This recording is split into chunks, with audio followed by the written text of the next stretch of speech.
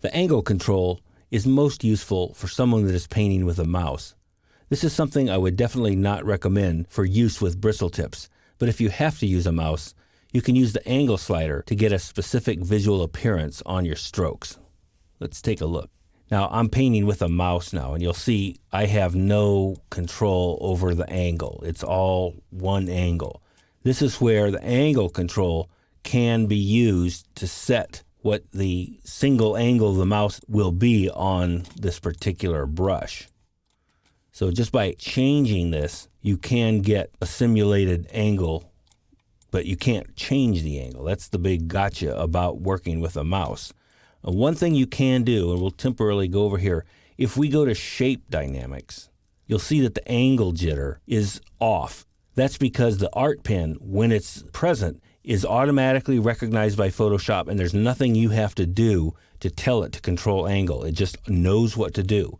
However, for a non-barrel rotating device like a mouse, we can use initial direction. What will happen here is it will always take the wide aspect or the starting angle of the brush. So for example, if we now go back to our brush tip shape and set this to 0,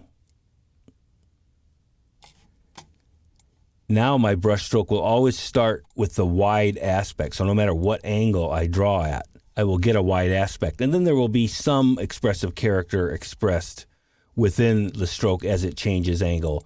But this is one way to give something as dumb as a mouse, which basically has no way of giving information about bearing or angle, a little bit of intelligence. It looks like it's doing the right thing, but you're never going to get the kind of expression, now that I've switched to my art pen, you're just not going to get all of those various characteristics that we can get when we've got a much more sophisticated device like the art pen. So you probably won't be spending much time using the angle slider, and that's because hopefully you're using a tablet and stylus.